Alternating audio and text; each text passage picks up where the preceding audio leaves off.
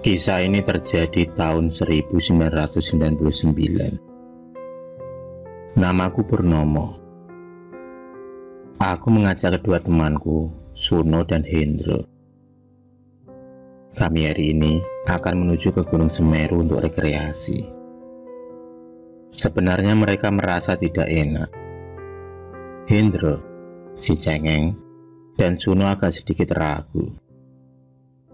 Tapi akhirnya mereka mau ikut juga dengan rayuan jurus nakalku.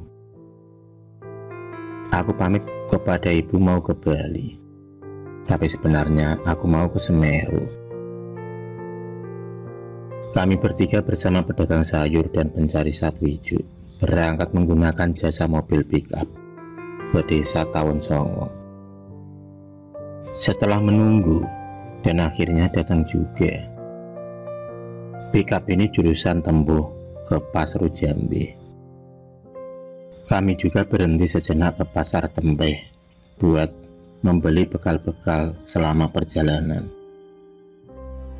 Dalam perjalanan, kami sempat ngobrol bersama Pak Slamet, seorang pencari sapu hijau. Setelah 3 jam perjalanan, akhirnya sampai juga. Setelah melewati desa, kami dibantu Pak Slamet menuju ke Tawon Songo. Waktu itu masih pagi. Kami ikuti Pak Slamet yang kami anggap pemandu dari pasar Pasru Jambi ke Tawon Songo dengan jalan kaki. Jalan waktu itu begitu becek, tapi mudah untuk dilewati.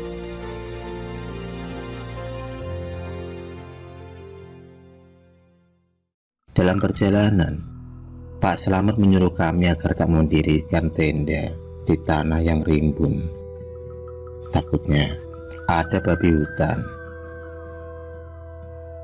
Pukul 10 pagi, kami melakukan bakar menyan sebagai ritual kecil, meminta izin ke Kiai Sedek penunggu di sana. Matahari mulai menampakkan sinarnya. Kami pun melanjutkan perjalanan menaiki hutan dengan trek yang menanjak. Dibarengi juga obrolan Pak Slamet dan kami. Jangan ngomongin hal-hal yang aneh-aneh, kata Pak Slamet sambil memberikan sebuah peta kepada kami. Kami melanjutkan perjalanan sambil melihat kompas dan peta buatan Pak Slamet. Sepatu putih Suno berubah menjadi coklat karena trek yang kami lewati. Jaketku basah karena udara lembab. Kami melewati jalan terjal karena banjir dan longsor. Kami sampai di Batu saat itu juga. Tapi kami merasa diawasi. Hendro yang bawel tiba-tiba diam dan Suno menyabetkan parang ke ilalang guna mendirikan tenda. Waktu menunjukkan jam 4 sore. Kami berdua mendirikan tenda, sementara Hendro masih bungkam. Senja pun tiba. Kami mencari kayu untuk api unggun nanti. Aku sempat memarahi Hendro karena dia tak ikut membantu. Tapi Hendro tetap diam. Lalu Suno menghampirinya dan melihat wajahnya. Dan mata Hendro hitam semua. Suno mulai panik. Lalu aku menghampiri mereka. Dia menunduk sambil bersender di batang pohon. Aku pun sangat panik dengan Hendro. Kami pun menggoyangkan tubuh Hendro sampai dia tidak bergerak. Disusul angin kencang, wangi bunga hutan, Suno pun menangis ketakutan Tiba-tiba Hendro mengeram. "Ketemu saka golongan apa?" ucap Hendro dengan suara seraknya. Tapi dia masih menunduk. Kami pun sadar kalau Hendro kesurupan. Makhluk itu bilang kalau tak akan melepaskan kami. Makhluk itu pun bilang kalau dia berasal dari keturunan raja, satria, pertapa. Makhluk itu berkata kalau kami bisa keluar, tapi ada syaratnya. Syarat itu adalah kami harus tinggal di hutan ini selama sewindu, dan itu artinya 8 tahun. Sadar kalau kami sudah masuk ke dimensi lain, kami sebenarnya ingin kabur, tapi takut Hendro kenapa-kenapa. Terkadang rasa percaya diri berbalik jika dihadapkan dengan hal tak masuk akal. Kami pun melanjutkan ayat suci Al-Quran, tapi makhluk itu di tubuh Hendro tetap tertawa. Mie dan kopi sampai kelupaan karena kengerian malam itu.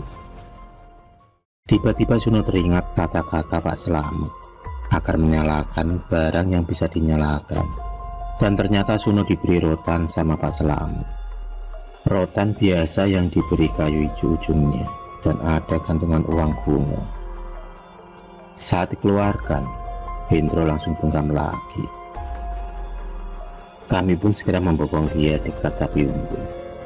Seketika itu, api langsung berkobar.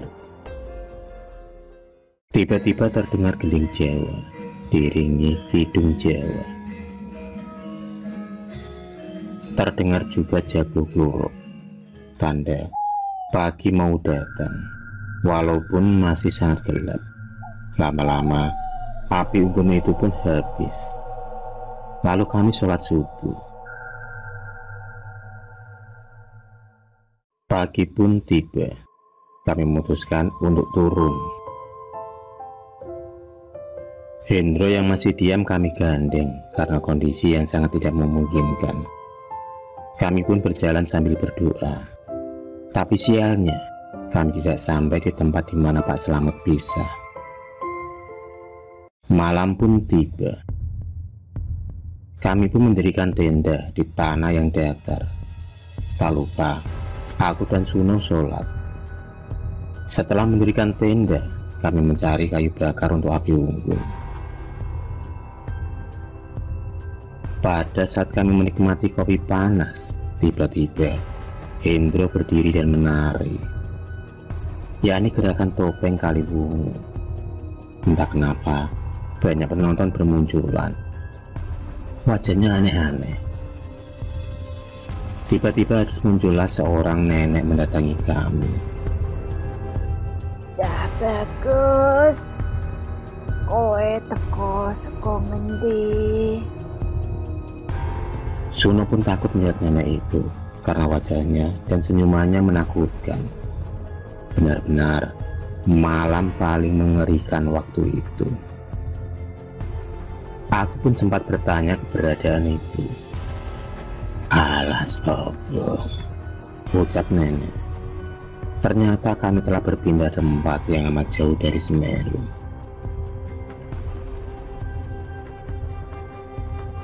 Tiba-tiba Hendro yang kerasukan menendang nenek itu lalu menginjaknya. "Wong Semeru rasuti, aja nganti kowe kelarani cacahku."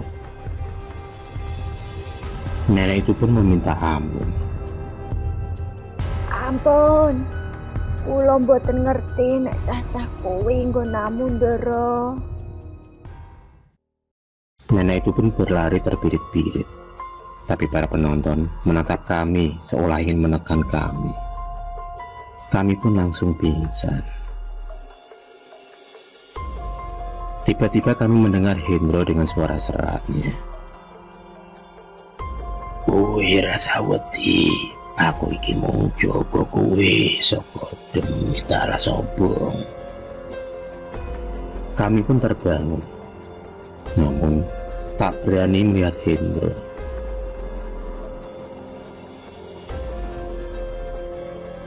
suara burung mulai terdengar, tanda pagi akan datang. Kami pun membongkar tenda untuk melanjutkan perjalanan pulang. Di saat itulah kami berani mengikat Hendro. Akhirnya Hendro pun tersadar dan dia normal kembali. Kami bertiga saling berpelukan dan mengucapkan banyak terima kasih kepada Tuhan. Namun, akhirnya kami pun kelaparan. Aku pun heran saat membuka tas. Ternyata seluruh bekalnya sudah habis. Karena kelaparan, aku pun memutuskan untuk minum embun pagi di dedaunan dan mencari tunas rotan muda untuk dibakar lalu dimakan. Kami harus membuat api unggun lagi untuk membakar tunas itu. Karena ini saatnya survive or die. Setelah makan, kami melanjutkan perjalanan dipenuhi canda tawa dan humor. Sampai akhirnya sampailah kami bertiga di Batu. Kami pun kemudian mendirikan tenda malam pertama. Kami meyakini ada bekas api unggun dan makanan. Perjalanan kami pun berlanjut menelusuri terjal sampai 40 derajat yang berujung pada jalan buntu di tebing lumutan.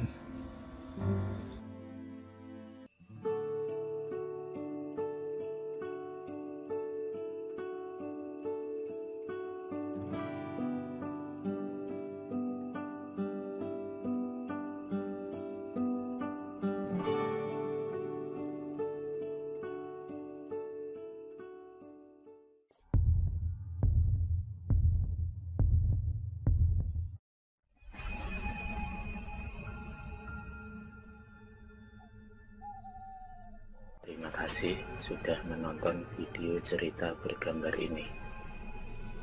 Klik subscribe untuk terus berlangganan video-video cerita bergambar selanjutnya. Semangat berkarya.